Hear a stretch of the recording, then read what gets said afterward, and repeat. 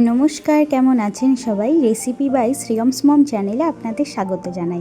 আজ আমি আপনাদের সাথে মাটন বিরিয়ানি রেসিপি শেয়ার করব, যেটি ছিল আমার হোলি স্পেশাল। তো আপলোড করতে একটু লেট হয়ে গেছে, তাই নিয়ে নিয়েছি বড় বড় সাইজের আলু। বড় বড় আলু ছাড়া বিরিয়ানি অসম্পূর্ণ। এত বড় আলু, সেই কারণে মাঝখান থেকে কাট করে নিচ্ছি। তো এক একটি আলুকে দু ভাগ করে নেওয়ার পরেও আলুগুলোর সাইজ অনেক বড় বড়। এবারে নিয়ে নেব মাটন। এখানে এক একটি পিসের ওজন ওই 150 থেকে 180 গ্রামের মতন। প্রথমে আমি মাটনটিকে প্রেসার কুকারে হুইসেল দিয়ে নেব। এর জন্য আমি মাটনের সঙ্গে এর মধ্যে দিয়ে দেব পরিমাণ মতো নুন, কাশ্মীরি লঙ্কার গুঁড়ো, 2 চামচের মতো ফেটিয়ে রাখা টক দই, 3 চামচের মতো কাঁচা লঙ্কা বাটা আর সামান্য পরিমাণে জল। এখানে আমি চর্বিগুলো ব্যবহার করব না, চর্বি আমি একেবারে যখন পেঁয়াজের রস বানাবো তাতে ব্যবহার করব। এবারে প্রেসার কুকারের ঢাকনা চাপা দিয়ে তারপরে গ্যাসের ওভেনে বসিয়ে দেব 6টি হুইসেলের জন্য।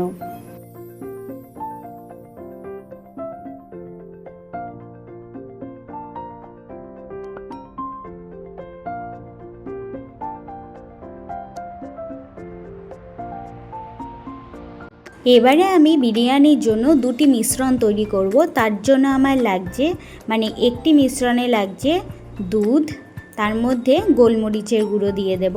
আপনারা চাইলে এখানে খোয়ার ব্যবহারও করতে পারেন। আরেকটি পাত্র নিয়ে নিয়েছি, তার মধ্যে দিয়ে দেব গোলাপ জল, কেওড়া জল, পিঠা আতর আর কেশর। এবারে মিশ্রণগুলি ভালো করে চামচের সাহায্যে মিশিয়ে নেব। এবার আমি বিরিয়ানির জন্য একটি ছড়ানো হাঁড়ি ব্যবহার করব। তো তাতে প্রথমে তেল দিয়ে দেব পেঁয়াজ কুচি। আমি এখানে 1.5 কিলো মাটনের জন্য 1 কিলো পেঁয়াজের ব্যবহার করেছি। দিয়ে দিচ্ছি স্বাদ মতো নুন।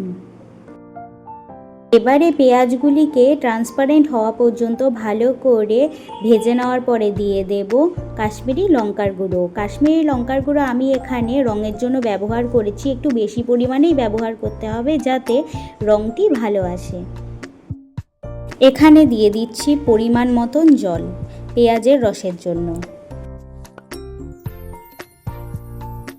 জলের সাথে পেঁয়াজটিকে ভালো করে মিশিয়ে নেওয়ার পরে দিয়ে দেব আগে যে রেখে দিয়েছিলাম চর্বিগুলো, সেই চর্বি যখন সামান্য একটু গলে যাবে তাতে দিয়ে দেব 3 চামচের মতো আদা রসুন বাটা। আপনারা এর বদলে আদা রসুনের জলও ব্যবহার করতে পারেন, কিন্তু আমি বাটাটি ব্যবহার করেছি। এই পর্যায়ে দিয়ে দেব কেটে রাখা বড় বড় আলুর পিসগুলিকে। এবারে ঢাকা চাপা দিয়ে 10 মিনিট সেদ্ধ করার পরে এতে দিয়ে দেব বিরিয়ানির মশলা এবং মিঠা আতর।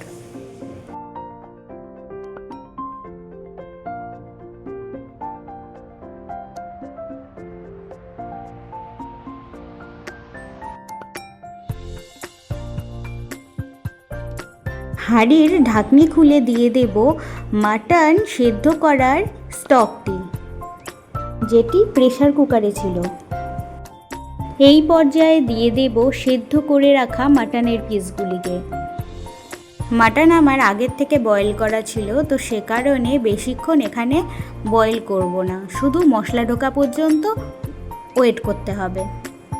মোটামুটি সব মিলিয়ে মাটন 80% সেদ্ধ হয়ে গেলেই হয়ে যাবে, কারণ পরে আমি যখন বিরিয়ানি দমে বসাবো তখন মাটন আরেকটু সেদ্ধ হয়ে যাবে। তো সম্পূর্ণ মিলে 100% তখনই সেদ্ধ হয়ে যাবে। আলু আমার বয়েল হয়ে গেছে, এবার আলুগুলিকে এক এক করে তুলে নেব। তুলে নেওয়ার পরে মাটনটিকে আরও কিছুক্ষণ বয়েল করার পরে মাটনটিকেও এক এক করে তুলে নেব।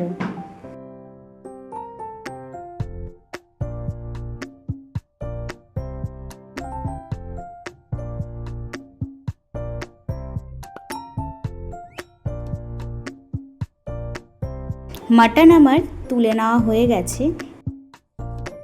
এবার একটি হাঁড়িতে জল গরম করে তাতে দিয়ে দেব গোটা গরম মশলা। এতে আছে দারচিনি, এলাচ, লবঙ্গ, গোটা গোলমরিচ আর দিয়ে দেব স্বাদ মতো নুন। জল ফুটে গেলে এতে দিয়ে দেব ভিজিয়ে রাখা বিরিয়ানির চালটিকে আমি 2 ঘন্টার মতন আগের থেকে ভিজিয়ে রেখেছিলাম।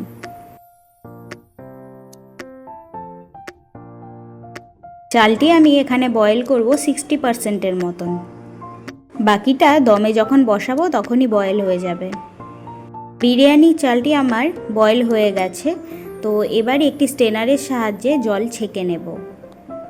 এবার দমে দেওয়ার জন্য বিরিয়ানিটিকে স্তরে স্তরে সাজিয়ে নেব। তার জন্য এখানে 50%-এর মতন রেখেছিলাম পেঁয়াজের রস, এর ওপরে দিয়ে দেব আলু এবং মাংসের পিসগুলোকে, তার ওপরে বিরিয়ানির যে রাইসটি সেই রাইসকে, তার ওপরে আবার দিয়ে দেব কেওড়া জল গোলাপ জলের মিশ্রণটিকে, তার সাথে গোলমরিচ ও দুধের মিশ্রণটিকেও দিয়ে দেব।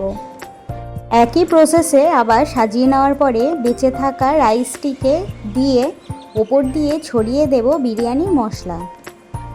আমার আগের থেকে রুটি করার জন্য আটা মাখা ছিল, সেই আটাটিকে ভালো করে হাঁড়ির মুখে চেপে চেপে বসিয়ে ওপর দিয়ে ঢাকনা চাপা দিয়ে দেব, যাতে খুব শক্তভাবে ঢাকনাটি আটকে থাকে।